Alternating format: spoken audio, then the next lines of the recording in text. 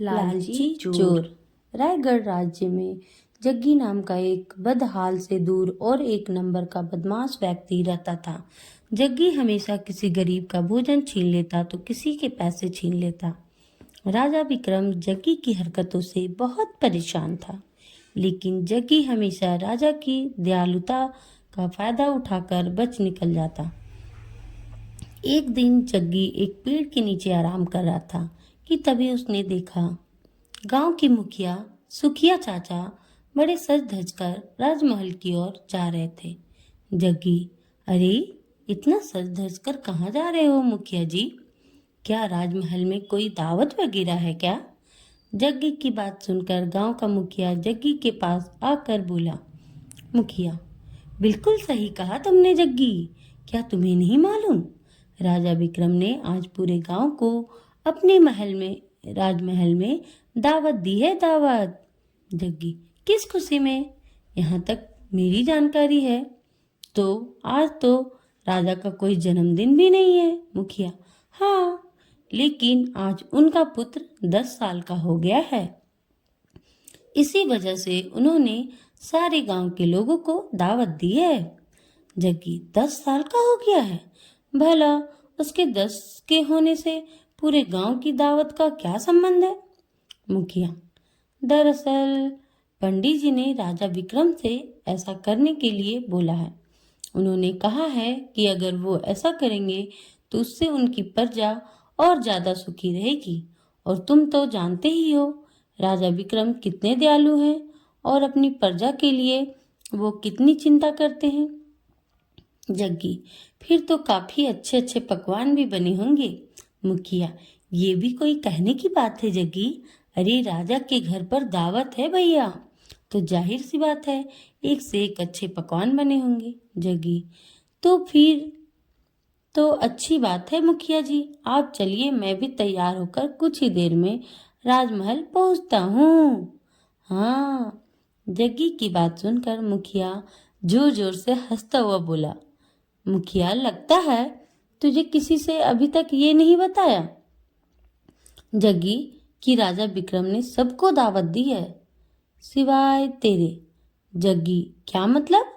मुखिया, मतलब ये है कि राजा विक्रम के साफ साफ आदेश हैं कि आज के दिन जगदीश ताजमहल के आसपास भी ना दिख जाए, नहीं तो उसकी खैर नहीं। जग्गी, ये तो राजा की बहुत ज्यादा गलत बात है मुखिया जी। क्या मैं इस गांव का व्यक्ति नहीं हूँ? वैसे तो तुम्हारा राजा बड़ा दयालु बना फिरता है। दयालु राजा वही होता है जो अपनी प्रजा को एक समान समझता है। मुखिया, मत भूलना जग्गी कि उसकी दयालुता की वजह से तुम आज तक बचते आए हो, वरना अगर तुम किसी दूसरे राज्य में रह रहे होते ना, वहां का राजा कब का तुम्हें फांसी पर चढ़ा चुका होता। और सुनो मेरी बात को मजाक मत समझना भैया। राजमहल की ओर भटक कर भी मत जाना, बता रहा हूँ। मुखिया की बात सुनकर जग्गी के चेहरे पर क्रोध झलकने लगा। जग्गी, देखना मुखिया जी, जिस दिन मैं राजा बनूंगा उस दिन मैं किसी के साथ ऐसा व्यवहार नहीं करूंगा। मुखिया, राजा और तुम? लगता है तुम दिन में भी सपने देखने लगे हो जग्गी। अरे तुम्हारे जैसे मक्कार और चोर कभी राजा नहीं बनते भैया। ये हजरत अपने दिल में ही रखना। अगर राजा को पता चल गया तो आजीवन तुम्हें कारागार में डाल देगा। इतना कहकर मुखिया जग्गी का मजाक उड़ाते हुए और जोर जोर से हंसते हुए वहां से चला गया। जग्गी गुस्से से बड़बड़ाता हुआ अपने आप से बोला, जग्गी, ये राजा आपको समझता क्या है? पूरे गांव को दावत दी, मुझे दावत नहीं दी। ये तो मेरी बहुत पूरी बेइज्जती है। लेकिन कोई बात नहीं, मैंने भी अपनी ऊपरी पूरी बेशर्मी लाद रखी है। मैं राजमहल जाऊंगा, देखता हूँ राजा क्या कर लेता है। जग्गी तैयार होकर सीधे राजमहल में पहुंच गया। राजमहल में अच्छे अच्छे पकवान देखकर जग्गी के मुंह में पानी आ गया। जग्गी, अरे वाह, देसी घी की पुड़िया भी है, मिठाई भी है, हा हा, कितनी शानदार खुशबू आ रही है। जग्गी तुरंत उन पकवानों की ओर लपक कर उन्हें खाने लगा कि तभी राजा विक्रम की नजर जग्गी पर पड़ गई। वो गुस्से से जग्गी की ओर आकर बोले, राजा, वैसे तो मैंने मना किया था कि तुम इस राजमहल के आसपास भी मत जाना, लेकिन मैं तुम जानता हूँ कि तुम एक नंबर के बेशरम हो। मैंने अपनी जिंदगी में बड़े बड़े बेशरम देखे, लेकिन तेरे जैसा बेशरम मैंने कभी नहीं देखा। जी तो चाहता है कि अभी और इसी वक्त तेरी गर्दन तेरे धड़ से अलग कर दूं, लेकिन क्या करूं, आज मेरे महल में जश्न है। अब आ ही गए हो तो पेट भर कर खाना, और चाहो तो अपने घर के लिए भी ले जाना, लेकिन याद रखना, आज मैं राजमहल में बहुत दूर दूर से मेहमान आए, गलती से भी अगर तुमने कुछ उल्टी सीधी हरकत की तो इस बार मैं तुम्हें नहीं छोड़ूंगा। जग्गी ये कैसी बातें कर रहे हैं महाराज आप? राजा साहब, मैं अब सुधर गया हूँ। हाँ राजा, सुधर जाओ तो तुम्हारे लिए अच्छी ही बात है। इतना कहकर राजा विक्रम वहां से गुस्से से चला गया। जग्गी पकवान का मजा लेने लगा कि तभी जग्गी की नजर राजा के बेटे आदित्य पर पड़ी, जो कि एक सोने के कंगन से खेल रहा था। जग्गी के खुराफाती दिमाग में तुरंत एक योजना दौड़ने लगी और वो बड़बड़ाते हुए अपने आप से बोला, जग्गी, अरे वाह, ये तो बहुत भारी और बड़ा कीमती सोने का कंगन लगता है। अगर मैंने इसे चुरा कर बाजार में बेच दिया तो मेरा तो 10 साल के खाने का प्रबंध हो जाएगा, फिर चोरी करने की जरूरत ही नहीं है। हाँ, जग्गी मुस्कुराते हुए राजा के बेटे आदित्य के पास जाकर बोला, जग्गी, छी छी छी, राजा के बेटे होकर नकली सोने के कंगन के साथ खेल रहे हो? तुम्हें तो असली सोने के कंगन के साथ खेलना चाहिए। आदित्य, ये असली सोना है, पिताजी ने मुझे दिया है। यकीन नहीं आता तो इसे छू कर देख लो। जग्गी, लाओ दिखाओ तो मुझे। आदित्य ने वो कंगन जग्गी के हाथ में पकड़ा दिया। जग्गी, अरे नहीं नहीं राजकुमार, यह नकली है, इसमें तो सोने का पानी फिर रहा है। अगर तुम्हें यकीन ना हो तो तुम जाकर अपने पिताजी से पूछ लो। जग्गी की बात सुनकर भोला भाला राजकुमार सोच में पड़ गया। आदित्य, ठीक है, मैं पिताजी से पूछ कर आता हूँ। इतना कहकर राजकुमार वहां से दौड़ता हुआ चला गया और जग्गी इधर उधर देखकर वहां से खामोशी से निकल गया। राजकुमार को खाली हाथ देखकर राजा विक्रम ने राजकुमार से पूछा, राजा, तुम्हारे हाथ में शाही सोने का कंगन था, वो कहाँ है बेटा? राजकुमार ने सारी बात विक्रम को बता दी। राजकुमार की बात सुनते ही राजा विक्रम समझ गया कि ये सब जग्गी की ही करामात है।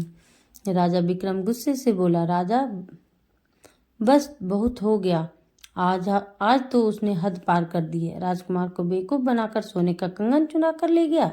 सैनिकों को बुलाओ। कुछ ही देर में राजा के सैनिक सिर झुकाए खड़े थे। राजा, जाओ, जाकर जग्गी को पकड़ कर लेकर आओ। मुझे किसी भी हाल में जग्गी चाहिए, जिंदा या मुर्दा। राजा का आदेश पाते ही सैनिक गांव की ओर दौड़ पड़े। इधर जग्गी एक पेड़ के पास उसी कंगन को निहारे जा रहा था कि तभी गांव का एक व्यक्ति वहां पर आकर जग्गी से बोला, आदमी, जग्गी, इस बार तो तुमने हद पार कर दी भैया। राजा विक्रम ने तुम्हें जिंदा या मुर्दा पकड़ने का आदेश दिया है, समझे?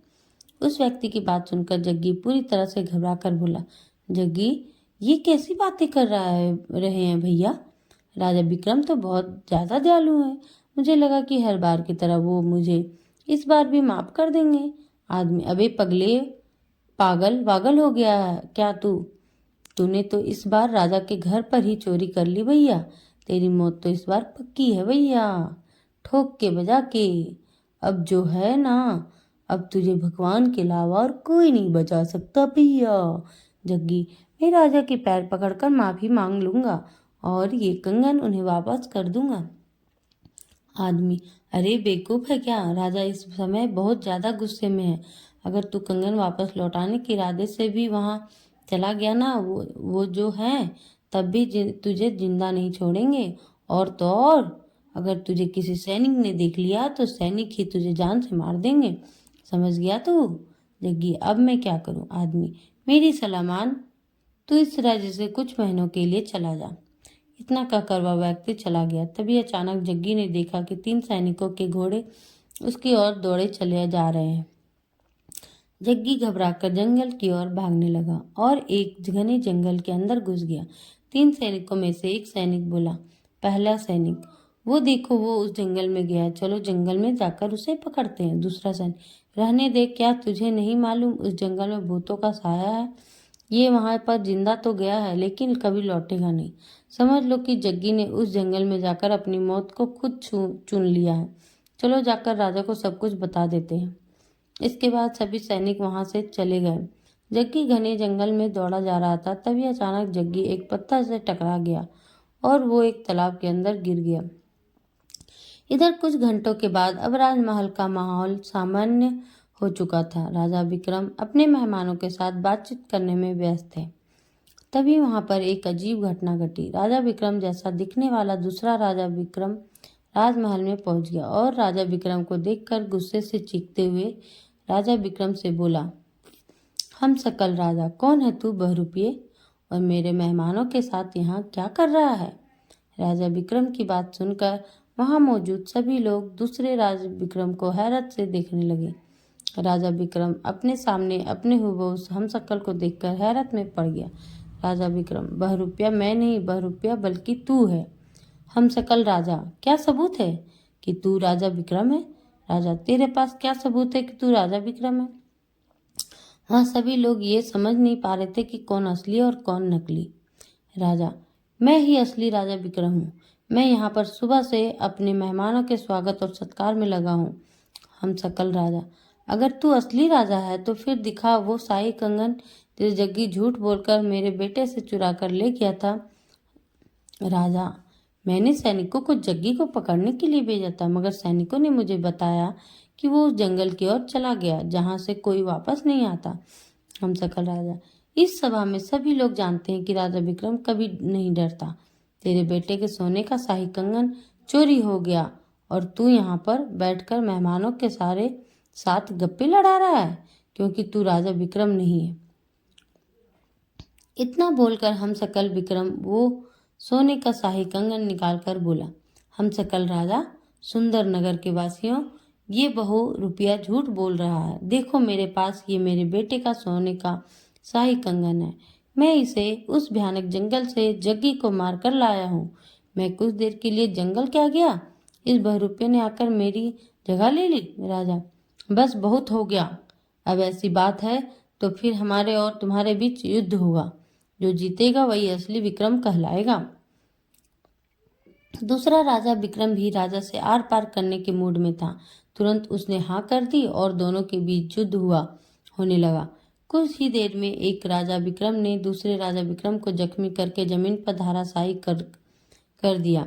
तभी वहां पर एक काला धुआं फैल गया और उसमें से एक चुड़ैल निकलकर जख्मी विक्रम सिंह के सामने आकर खड़ी हो गई। चुड़ैल, मैंने तुमसे कहा था कि बेवकूफ, कि तुम देखने में भले ही विक्रम जैसे लगोगे लेकिन आत्मा तुम्हारी ही रहेगी। बेवकूफ, राजा विक्रम असली राजा है। तुम उसके पास युद्ध लड़ने की कला है और जहाँ तक तुम्हारा सवाल है, तुम तो लोगों से खाना भी चोरी करके खाते हो।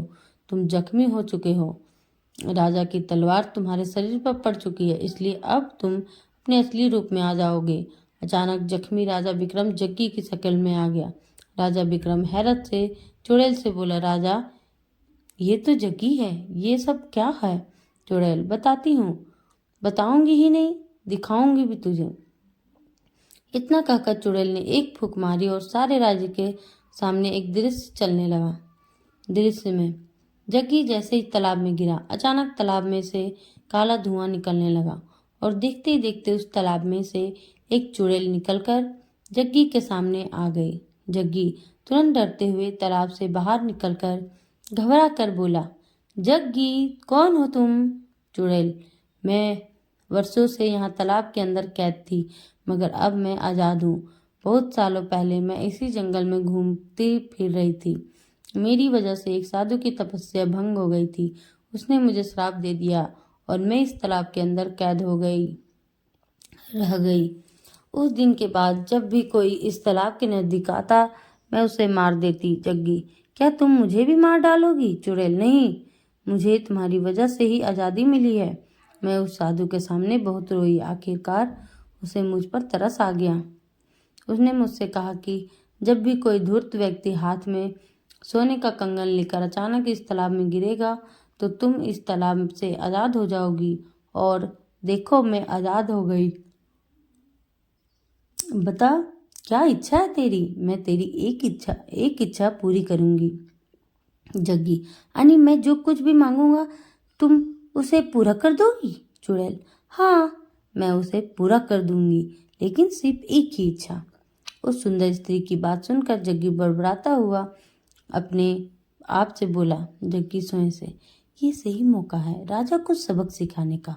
उस राजा ने मुझे जिंदा या मुर्दा पकड़ने का आदेश दिया है, अब मैं उसे सबक सिखा कर रहूंगा।